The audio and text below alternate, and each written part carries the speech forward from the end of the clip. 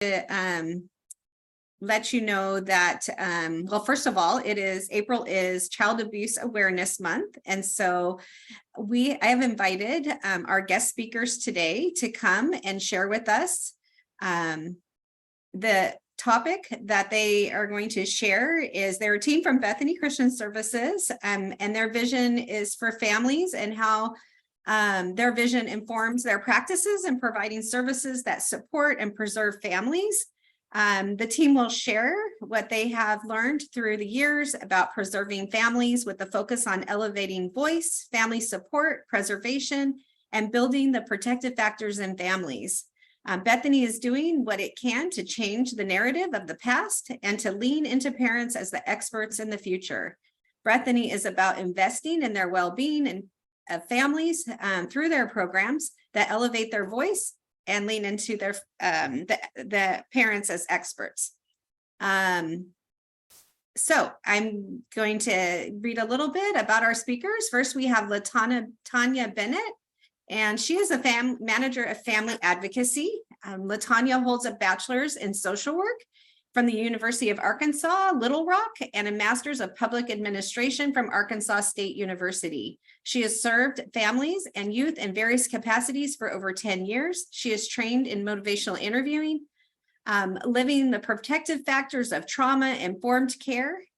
She currently serves as a manager of family advocacy at Bethany Christian Services, where her primary focus is on elevating family and youth voice.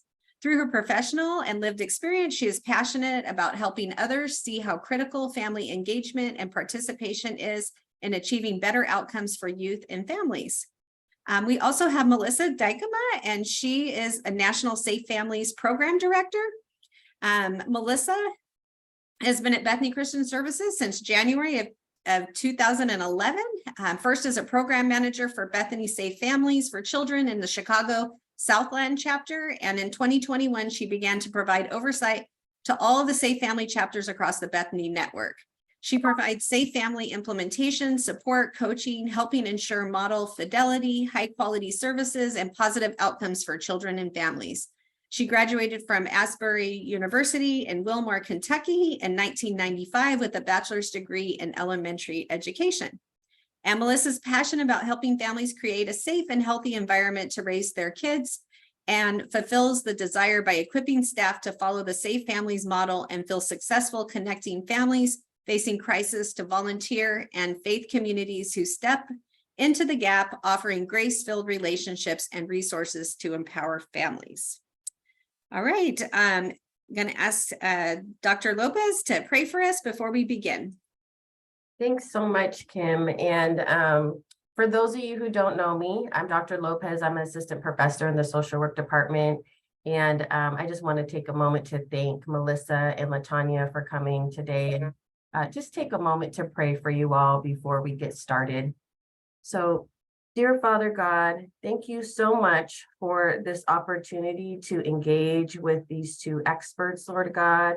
Lord, thank you for the sacrifice of their time and sharing their expertise and knowledge and passion with our community here at Fresno Pacific University. Lord, we ask that you are honored with this time, and Lord, open up our minds and hearts to receive the information and wisdom shared by these two women. Lord, we thank you and we love you in Jesus' name. Amen. All right, ladies. LaTanya, Melissa, you're welcome to share your screen. Mm-hmm.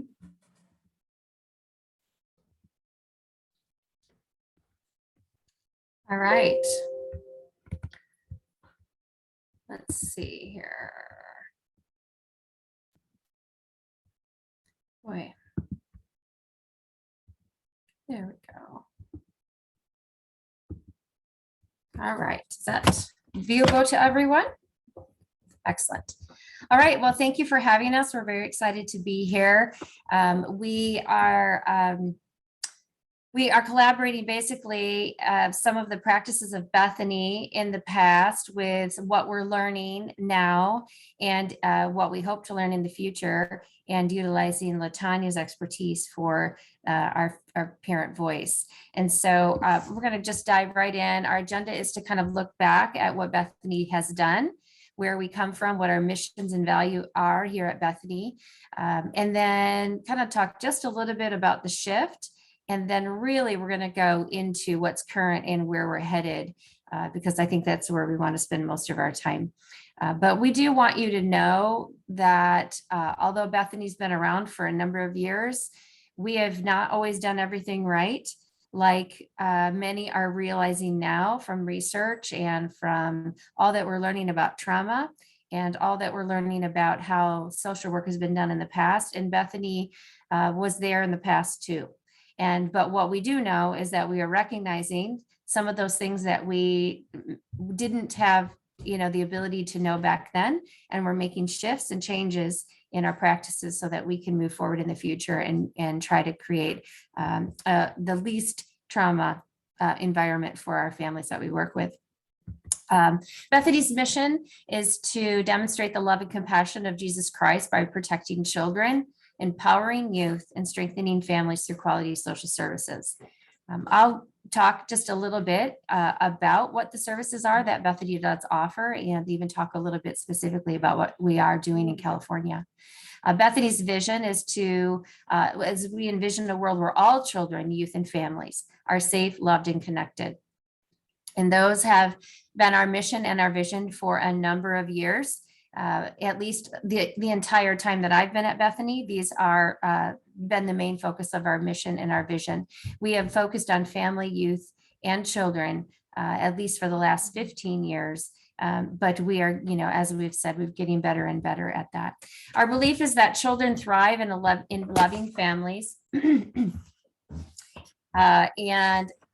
families survive or thrive in supportive communities, and communities thrive when strong families are at their foundation. So that is something we definitely believe at Bethany, that the family is the supportive community for our children, and the community will be stronger because their families are stronger. Through education, advocacy, empowerment, and direct care, Bethany is serving and empowering vulnerable children and families around the world in the name of Jesus. So we are undeniably a Christian organization, founded on Judeo-Christian values that stand today.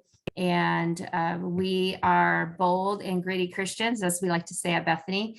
And we want to take the love of Jesus into all the communities and families that we encounter on a day-to-day basis. And so that is definitely a focus of ours. But we are doing it through our quality social services. Bethany started in 1944, and I think I looked quickly at Fresno University's history, and they also started in 1944. So we do have that in common.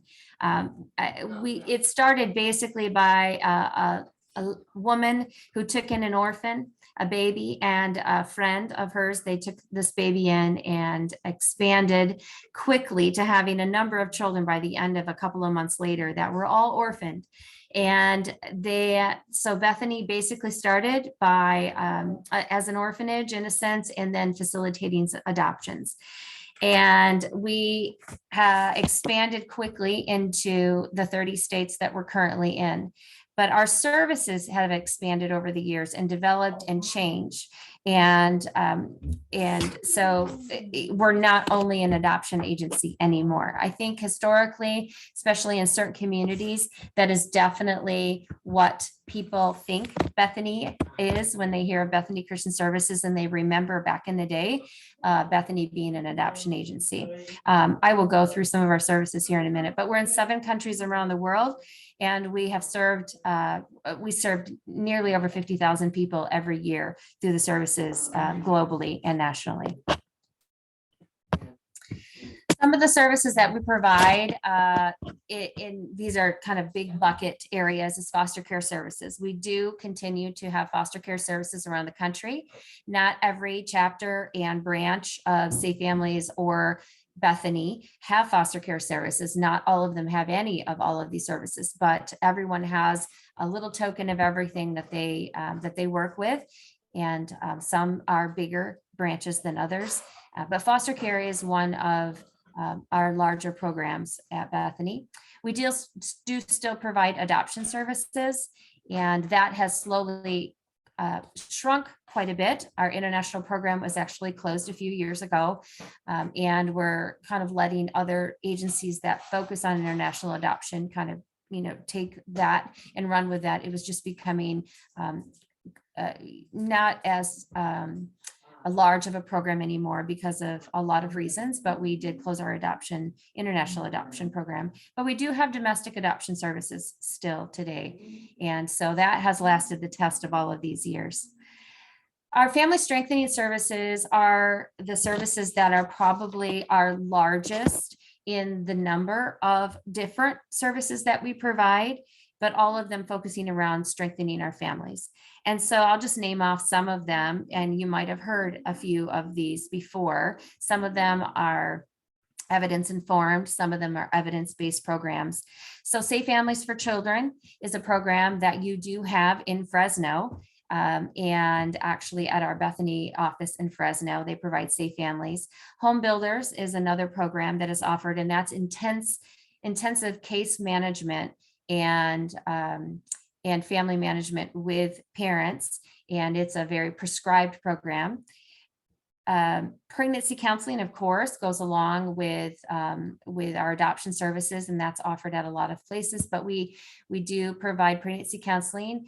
And I would say that majority of the parents that we counsel do not choose adoption, but actually choose to parent. But for those that do choose adoption, pregnancy counseling is provided for them.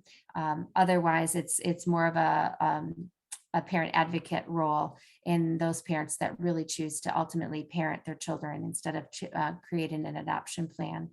Renew is another program that works with pregnant moms, and many of them have been exposed to substances, and it's working with them to have a healthy pregnancy and to parent their children after they give birth to these children. So those are some of the family strengthening programs that we have. And then we do a lot of work in refugee services, refugee and immigrant services, and that has grown. It's our largest expanded program in the last number of years, and I'm sure you can imagine why. So some of the things that we offer with our refugee and immigrant services are resettlement services. We have caseworkers and therapists and counselors that work with the refugees and the immigrants that are in America, then helping them to resettle, providing wraparound services for them so that they can acclimate into society and get the support that is offered to them now that they are here, and allowing them to find community wherever it is that they are relocating to. We also provide post-release services. So those that are have been released from any sort of state or government custody and now are on their own, we provide services to bridge that gap so that they can become a functioning member of the society that they've chosen to live here. And so we work with them on really becoming part of the community and making sure they have everything they need to have a good start here in America. With our global services that we have across the 7 nations or the six other countries that we're in, we provide a lot of these same services. So foster care services, we're doing in-country foster care, we're doing in-country adoption services, and lots of government consulting on all things family strengthening. We're providing almost a replica of the programs that we offer here. We're doing in country in 6 other countries, and they're proving to be very beneficial. That is one of the reasons why international adoption is down in these days compared to, because we've learned a lot more about children remaining in their home country and being raised in their home countries.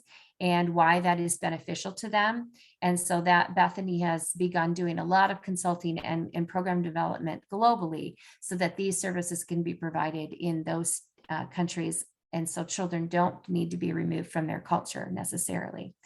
And globally, we also offer vocational education. We offer family support, so sort of a monthly stipend to families so that they can stabilize and remain in their country, and children can remain with their families during that time. So we offer those programs as well. So I'll just begin a little discussion here about Bethany and probably most child welfare and child placing agencies in the past. The shift has begun to happen, but in the past, we would focus mostly on the physical safety of children. In many foster care situations, child investigations within your state, and our state laws, social workers and supervisors working with child protection, was a heavy focus on physical safety of the children. And there were a lot of reasons for that. And there, a lot of laws were passed and all of that. And we did know at that time what we knew, and we thought that was in the best interest of the children, was for them to be safe.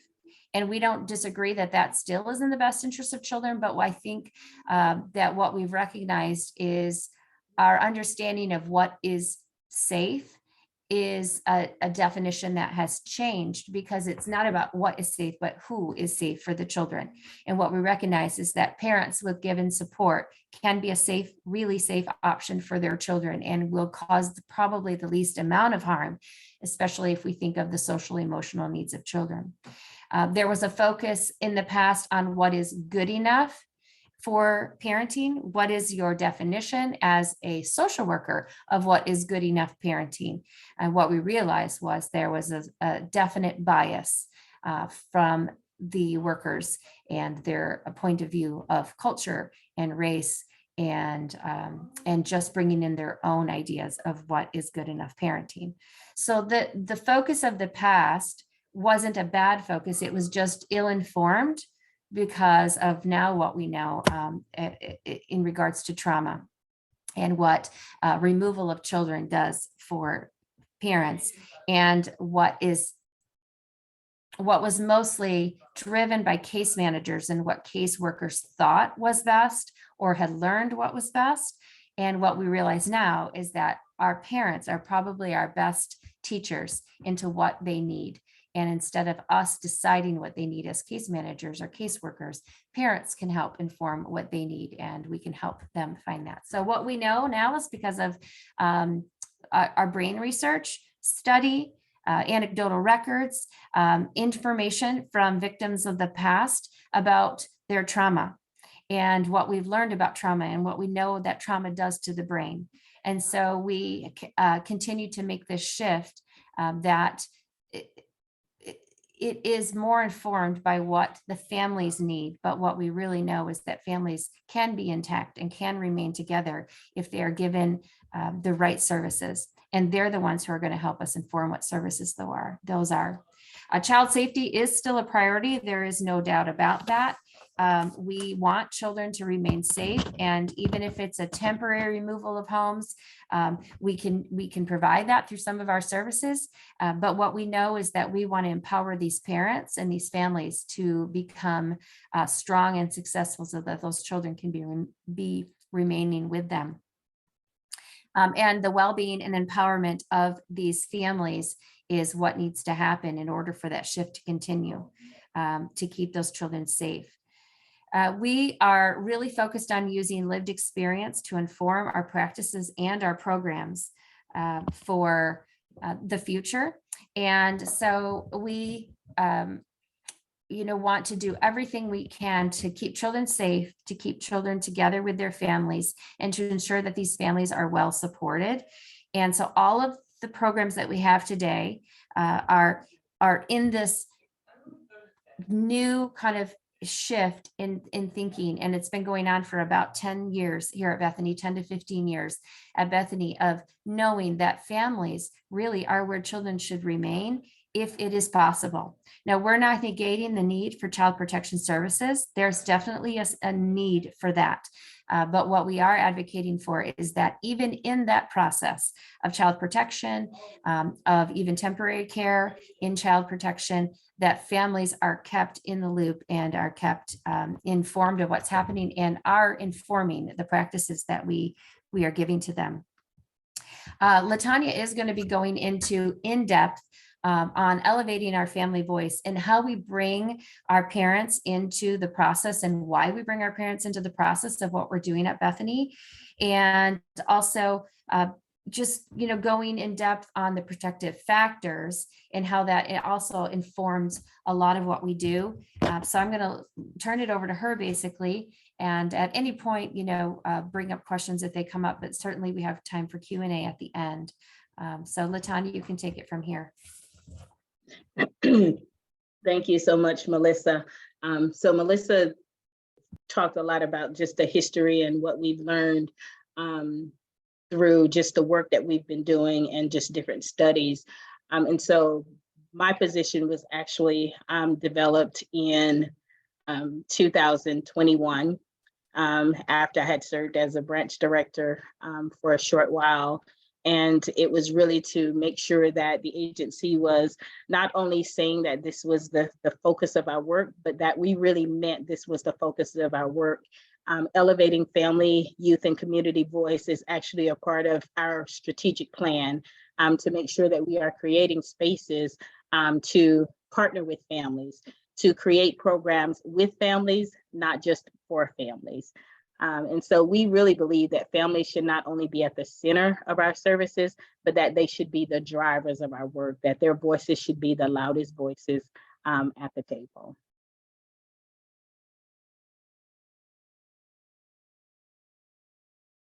So, at Bethany, we believe that families and youth are the heroes of their own stories. They don't need us to come in and rescue them. They don't really need us to come in and tell them what to do. Most families really know what their family needs. A lot of them just like the tools and the resources to be able to provide those things for their families. And a lot of times as workers, we come in from a professional lens, and our belief is that we are their saviors. We are the ones that have the answers to their problems. And so just being able to shift that focus to really lean into what is strong and not what's wrong with families. We believe that our staff are the first families that we serve. And so we invest a lot in making sure that we are eliminating barriers to what our staff are experiencing.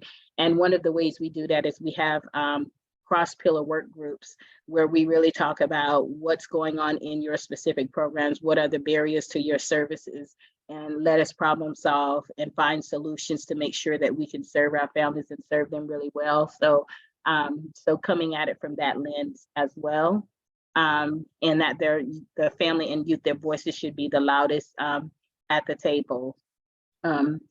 We also believe that elevating family and youth voice is the best way to strengthen families and protect children. And it is about recognizing and elevating resilience. That elevating family and youth voice is essential to living out our Bethany values. And so at Bethany, we have several values. One of the ones that always rings in my mind is that we are champions for justice. And so a part of that is coming in and looking at everything from the lens of equity and making sure that we have equitable solutions for families.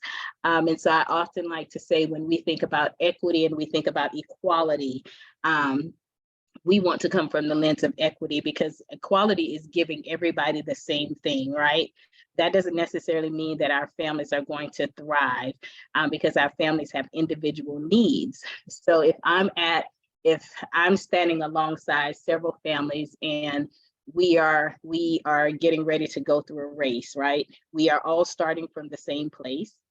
There aren't any barriers in front of any of us, but I'm on crutches. So if I'm on crutches, then I already have, a disadvantage. So how do you give me what I need in order to run that race and make sure that I run that race successfully? So equality is giving everyone the same thing. Equity is giving everyone what they need. And so we always come from a lens, we've learned to come from a lens of equity as well. And we also believe that we talk a lot about families, but we also want to recognize that families come in all shape, form, and fashion, and we want to be able to support all families, our biological families, adoptive families, kinship families, and I'm a kinship caregiver, so that is very near and dear to my heart.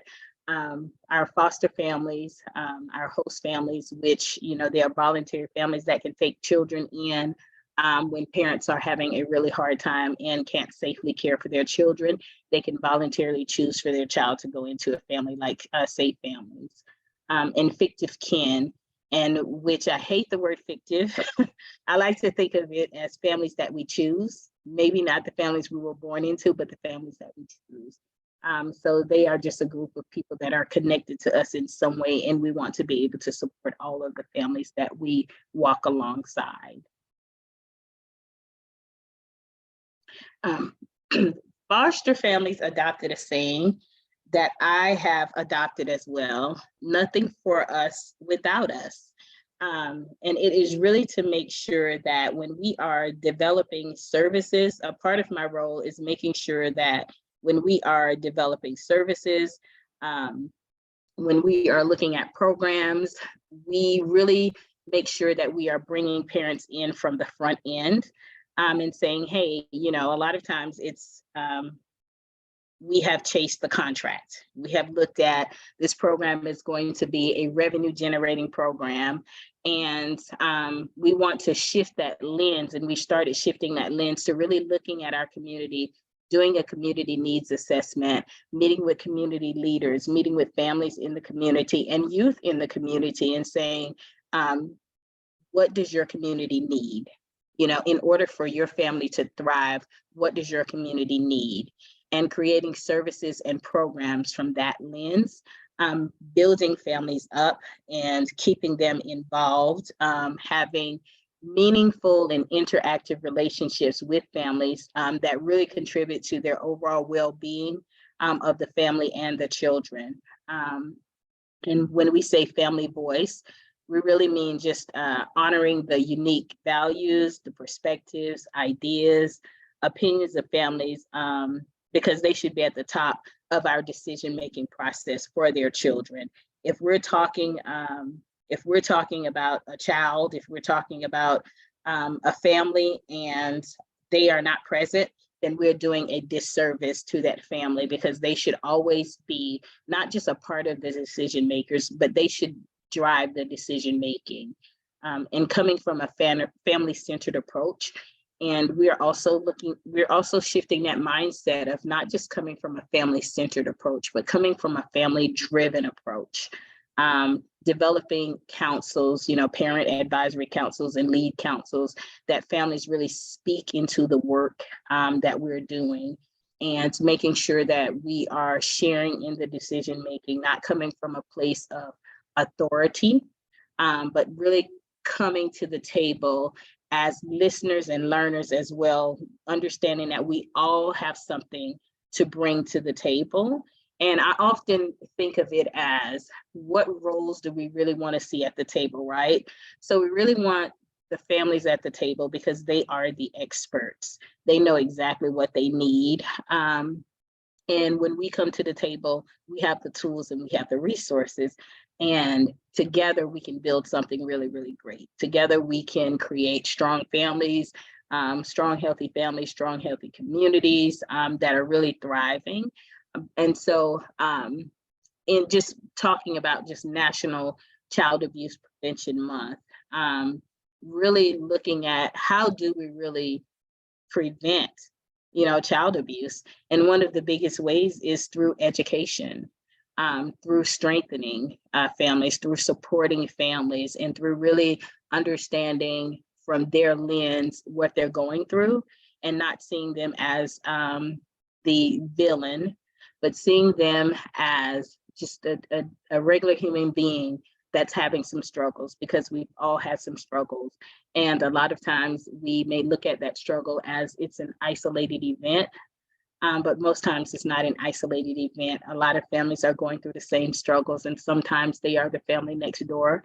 And so I think when we begin to humanize our families and really look at them as, just our neighbors, our friends, potential friends, potential neighbors, then we can really begin to center their voices, because we're not looking at it as from our professional lens only, but we're looking at it through our human lens. One of the things that we use quite a bit in almost all of our programming is the Strengthening Families model. Most of us, Melissa included, with the exception of some of our newer staff members, have gone through the Strengthening Families Protective Factors training. I actually just went through just a refresher course promoting the protective factors the other night. And I loved my job because it was from 6 p.m. until 9 p.m. So I know I love my job. But the protective factors, when we talk about the protective factors, I'm not going to assume that we all know what the protective factors are. So I'll just go through them really briefly. Parental resilience, social connection, understanding child development, concrete support in times of need, social and emotional competence of children. And so all of our programs, all of our staff members, we are trained to come from a strength and empowerment approach. And the one thing that I always say about our families with Safe Families for Children is that we are hired. I think we're hired to think that way. I think when we come into Safe Families, I started as a coordinator for Safe Families. Most of the workers that come into Safe Families, we think from a strength-based approach. Social workers are trained to think from a strength-based approach. We are trained to allow families to lead, and so that's an advantage. But we can't assume that that all of our colleagues are coming from that view. And so it's also a part of it is making sure that we are having checks and balances and that we are holding each other accountable, because social work, I'm just going to pause for one moment. Social work is a very important work. We have a lot of the times you have the power in your hand to either keep a family together or break a family apart. And that's not to scare, that's not to scare anyone. That's just the power sometimes that social workers hold. And when you are coming from a strength-based approach, you are coming into that situation and you're not looking for what's wrong. You're looking for what you can build on. You're looking for the strengths that you can build on. You're immediately trying to see what this mom is doing well so you can build on that, or what this dad is doing well so that you can build on that, so that you can see the resilience in families. You can see their ability to bounce back from situations. You're looking to see how you can connect them to resources in the community, or if you can plant them, connect them with the church so that they can have some social connections with other people so that they can build their support network. You're teaching them about child development and finding supports, like concrete supports. Do they need diapers in order for their family to thrive? Do they need food? And so we're trained to come from that lens. And so it's holding our colleagues accountable as well to say, what can we look for that's going really right in this family? What is strong in this family and not just what's wrong in this family? So it's really important, the 5 protective factors, building those in families. And I talked about creating some of our programs. One of the newer programs that we started doing, it's not a new program, but Bethany has begun implementing parent cafes, which are based on the 5 protective factors. And they provide, they're just small conversations that families can come together. They were created by parents for other parents. And so that's one of the programs that we have that's already based on the 5 protective factors, so that we can hopefully help families just build on those strengths that they already have. I'm going to pause and make sure that we are not missing anything in the chat. Lived experience. And it just represents the direct encounters that families have had with services, programs, policies, and systems, as well as critical knowledge they have about their children and neighborhoods. That is the definition from youth.gov. My personal definition is a person that has been there and done that. A person with lived experience speaks directly into into your services and programs because they have experienced the system, they have experienced the service, and they know what felt really good to them when they were experiencing that service, and they know what felt really wrong to them. And so when we include people with lived experience, when we call a family to say, hey, can you take a look at this form that we are thinking about changing, and from your lens, how do you feel about this form? What is your experience as you're looking through this form? So that they can say, this question may not be right. You know, we are very careful about the way that we speak of families, and we learn those things by talking with families, by including them in our decision-making processes, in the planning, the development, the implementation, the evaluation of our programs. If I'm sitting at the table and we're talking about developing anything for families, my first question is going to be, have you asked families? Have you asked our families about this? Or how do you include their voices in what you're doing? Because that's the most important thing, because they are the ones that's going to have to experience the service. They're going to be the ones that's going to reap the benefits, the ones that the policies are going to impact the most. And so they need to be at the table. And when I say at the table, I mean every single time. And I know sometimes we don't think it's possible, but when it is possible, we need to have families seated at the table. We need to have people with lived experience that can guide us and say, this is going to be how families are going to experience the service, so that we can know if we need to start a service, if we need to pause a service, if we need to right size it, or if we need to add a new service. That comes from the lens of how our families are experiencing what we're doing. This slide talks a little bit about the relationship between staff and families. And we know that it should be built on trust, mutual respect, sharing of information. Parents are the experts on their past experience. They know what their families need to thrive. Staff are the experts on their programs, strategies, and processes, and they can provide families with the tools they need to help their families thrive. Fostering authentic relationships or partnerships with families can lead to better outcomes for children and their families. Definitely be genuine in your interactions. What we have learned is that being genuine, one of our programs that we have is Home Builders. And I bring this model up because the first interaction that they have with the families is just a genuine conversation. They don't come with intake papers. They don't come with questions. They don't come with solutions. They come to really listen to and learn from the families about their experience and what's going on with their family. And that first interaction, they're just building that mutual trust and respect with that family, and establishing that relationship, that rapport, so the families can know, I'm here for you. I'm not just here to provide a service, but I'm really here for you. And that's one of the things that our families need. One of the great things about the Parent Cafe is when everybody steps in, they take off their professional hat. They come in to share, to participate in the Parent Cafe. Everyone's, it's the same in a Parent Cafe. There are no professionals. There are no facilitators. They are just parents, aunts, uncles, mentors, friends that are sitting together and having a conversation about things that are meaningful for them. And that's one of the truest ways to build meaningful relationships with parents, and then viewing them as partners, not just as someone that we are helping, but really viewing them as a partner in this work. They are our equals. We all have something that we bring to the table. We all have something to share. We all have a story.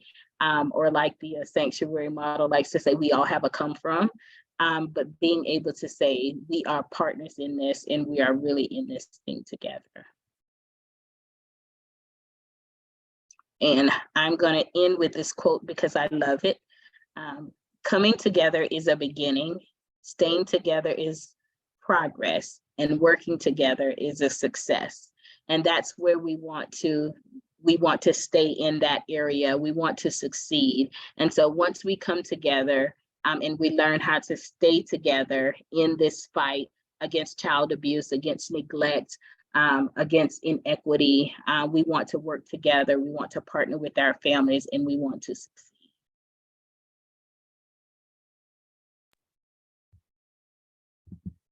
And now, any questions or comments or input that you would like to give? I'll just add to LaTanya's speaking. She does hold us accountable as staff, even today. LaTanya's little voice, like, hey, what do you think parents are going to say about this? And I was like, oh man, she's always so right. You know, like, you're right. What are parents going to say about this? What input do they have that would be important for us as we're moving in this next step to do such and such? So every once in a while, she will put her voice in and say, hey, what do you think parents are going to say? What do parents have to say about this? How do you think they will feel when they see this or read this? Or what input, what would make this easier? So it is a wonderful way to constantly be reframing what we do every day. And even in the work, we can get caught up in what we're doing and not pause to think about, how does this form affect a parent? Or how does this process affect what a parent has to go through to get through certain services? So it's a really important question to be asking from the get-go. And LaTanya has done a great job at Bethany with bringing to the forefront that we need parent leaders that are hired or stipend to be a part of our informed groups and to be part of our staff. And they need to be equally compensated for their experience, for their lived experience, things like that. So it's really important at Bethany to be consistently thinking about reframing how we're processing and thinking about people, but that we don't have all the answers. We need to bring in people that really know, and those people are often parents. Yeah, I want to say thank you so much, LaTanya and Melissa, for your presentation.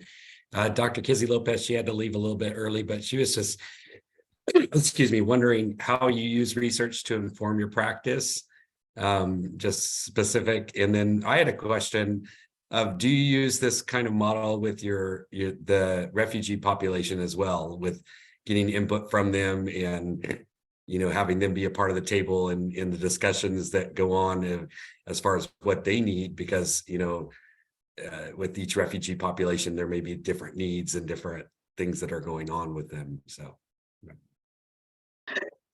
that answer is yes. We do use this this process also with our refugee and immigrants.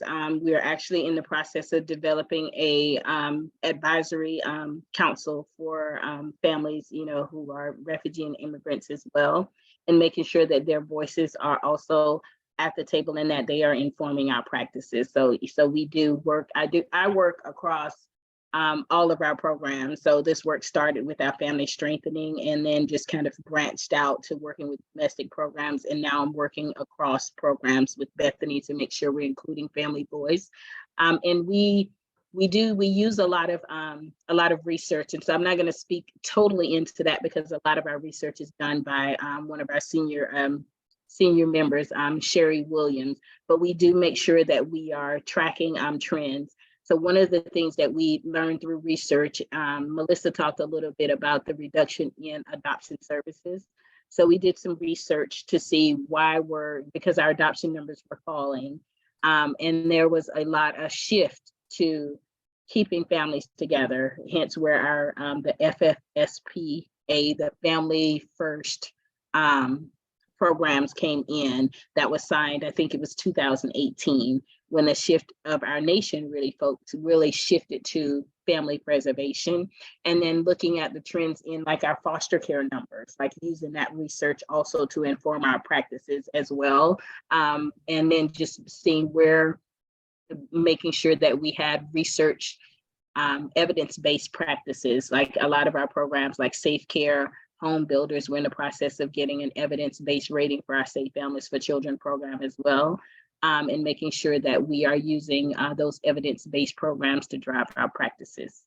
And I don't know, you may have asked a third question in there, but that's the answer to those two questions. That's great. Thanks. Looks like in the chat room, Sarissa Melendez wrote, what is some advice you would give to upcoming social workers who have lived experience, who want to be a part of this mission throughout our community? Apply. Yeah. Melissa, you want to go first? Or... Well, I mean, I think that you just you use your voice. You find that space where you can insert your voice into what you're doing with your social work practices. And it unfortunately, it takes time. If the agency that you're getting hired with it hasn't quite made that shift and isn't believing in that, or isn't really seeing the need for that, you need to start the conversation. And that's how it's really started. At Bethany with different social workers around the country, realizing, that there was a grand shift, and that parents are really should be the drivers of what they need, because they're the best informed about what they really need. So I think as a new social worker going into, if it's not an agency that seemed informed about elevating family voice and really listening to parents, that they need to be speaking into that and be the advocate for the parent that isn't getting the opportunity to speak. That's what I just one thing I would say right off the bat is, start talking about it and start informing and educating your coworkers about that. We have an affiliate agency that we work with, and they are coming to us and asking us, hey, how did you do this in this particular program? Right? How did you specifically, do X, Y, and Z? And would this be important for our staff? And what would be the next steps? And how did you get everybody trained? And, so how did you basically get the top to believe what you're telling them? And so it's talking to other agencies who are already successfully seeing the value of parents and the value of everyone finding their voice, and informing that all of the practices that are happening. It's a slow moving ship, right? And it slowly will get ingrained into those organizations. But somebody needs to lead the charge. And so if you have lived experience and you're a social worker, you are primed for that position to be bringing that voice to. And we do start with staff voice as well. I mean, we focus a lot on allowing staff to voice their opinions, their interests, what they believe is lacking, or what they believe, so we start in-house with creating a culture where we're listening to one another, and we're really listening and then applying what we've learned from one another. And so I think that's important too, for what we're doing. But yeah, find people who can advocate with you. If you can, you don't want to be the only one always, LaTanya. But she's done a good job of educating us on what needs to be done, but getting really, more and more agencies and organizations are seeing this. And so even if they go to outside trainings, they're going to start hearing more and more of this. So agencies can't ignore this forever. They know the state of their states in child welfare. And they know that change needs to happen if it's not already on the path of changing. Yeah. And my advice would be to be true to yourself. You know what you're passionate about, and you know how your story impacts others. And you also know, I listen to this podcast and I recommend it to people all the time. It's led by Matt Anderson, and it's called Seen Out Loud. And it's a podcast where a lot of people with lived experience are telling their stories, and they are also telling how they impacted communities and policies and programs through just kind of sharing their stories and being an advocate, because we each came to social work. I always say we came to social work for a reason. Social work is more of a calling to me. Some people do it because it's a job. They think it's a little easy, but social work is a calling. So listen to that calling, because you definitely are what you are passionate about is what's going to be that drives you. So use that and just be careful with how you, because you know how you, when your lived experience, and you know how it impacts you. So you know that when someone shares their story, it impacts them. Every time someone with lived experience shares their story, it costs them something. It may be reliving that trauma, it may be a trigger. I mean, but it costs them something every time they share that story. So one of the things, just coming from that lens of, you are a person with lived experience, and you know what it costs you when you share your story, or when someone mishandles your story. So use that so that you can be careful about how you're handling other people's stories and how you're sharing their stories. Because over time, one thing that I have learned over time, even the way that we see ourselves through our own stories, it changes. Because my perspective of how I felt when I first took custody of my nephew, and 6 years later, after we have experienced the death of his biological mom, which was my niece, and how that changed my perspective. And so that change of perspective sometimes also changes your story, and it also changes what you are passionate about. And so just be true to yourself, follow your passion, but also use the way that you experience your own story to guide you on how you share and how you handle other people's stories as well. Great, thanks. Another person, Deborah, states that I am a CASA, I am assigned foster youth. How can I utilize your services? Yeah, I'll speak just quickly to that. I wanted to say that Bethany is in 5 of your cities. And you can go to the bethany.org website and you can find those locations. But San Francisco, Riverside, Fresno, Modesto, and there's one more. La Merida or something like that is the name of the city. But anyways, they all offer some similar, but some different programming. And so you would want to specifically, depending on your area. But for Fresno specifically, they offer Safe Families for Children, which I can talk about just briefly. And that might be helpful to you as a CASA worker. And then they offer post-release and refugee services in Fresno directly. And they also do some pregnancy counseling. Modesto is probably the next closest to Fresno, and they offer as well some of those services, employment services, resettlement services, refugee services, and I believe Home Builders is going to be coming to the Modesto area soon, if I'm not mistaken, Modesto or Fresno. So those are the different programmings that are available there. And I'm not an expert on any of those other programs. And so I would encourage you to go to the website, find the contact information for that particular branch, and then make a phone call and find out more about those services if that's something you're interested in. But Safe Families, who is in Fresno, is a very active chapter of Safe Families. And what Safe Families does is provide support through resources all the way up to hosting children temporarily while parents are working through a crisis. And so I don't know if specifically, if you're a CASA worker, if you're working with children who are already part of your foster care system, it probably isn't something that Safe Families directly is able to help you with as far as providing care for those children, because they're already in custody. But Safe Families could walk alongside of some of those parents and help support them in working towards getting their children back. As far as, do they need some resources? Most of those parents are already given an advocate case manager, but it is possible to provide them a family friend. And so maybe they just need somebody that's in the community that would be willing to be a family friend to that parent, that they can have somebody to talk with, to bounce things off, to sit with for coffee with, to listen to them. And so definitely Safe Families provides family friend support for those particular families who already have their children in custody with the state. But as a preventative to that, which is why Safe Families exists, is to prevent child abuse and neglect, to prevent children from entering foster care, and to stabilize families.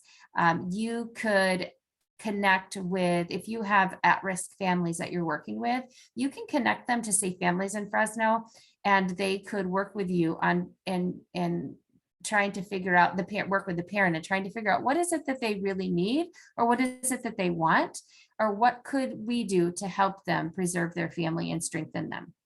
And so I do encourage you to reach out to the Safe Families in Fresno. Again, you can find the contact information right on the bethany.org website under locations for Fresno.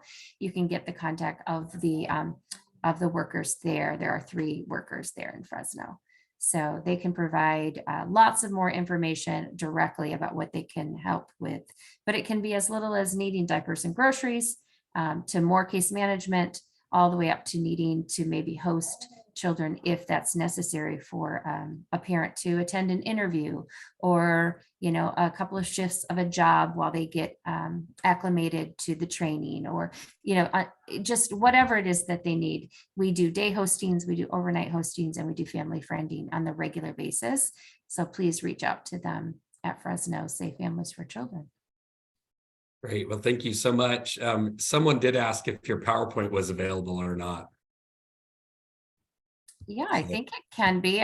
If Kim can possibly send it out to all the participants. I can do that. Okay, I'll send it to you. Great. Okay. Well, our time has ended, but if all of you can take the time, I put it in the chat once, but I will paste it one more time. If you can take the time to fill out the evaluation for this time, that would be great. And let's give our guest speakers a virtual hand, everybody. And thank you once again for joining us. And that was wonderful information. And especially, I love I work for DCFS LA County for 15 years. And I appreciate just how you've shifted and changed and understand the importance of strengths and empowerment of parents. And I think that's a great development in what's happening in child welfare now. And I think, I really appreciate you coming and speaking to the group here. Thank you. Thanks, everyone. Thank you.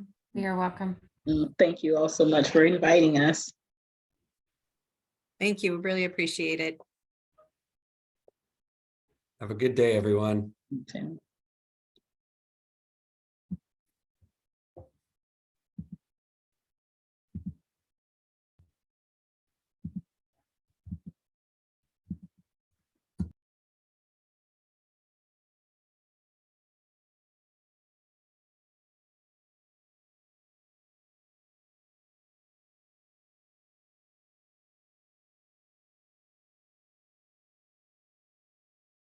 Oh, I need to stop recording, right? Yeah.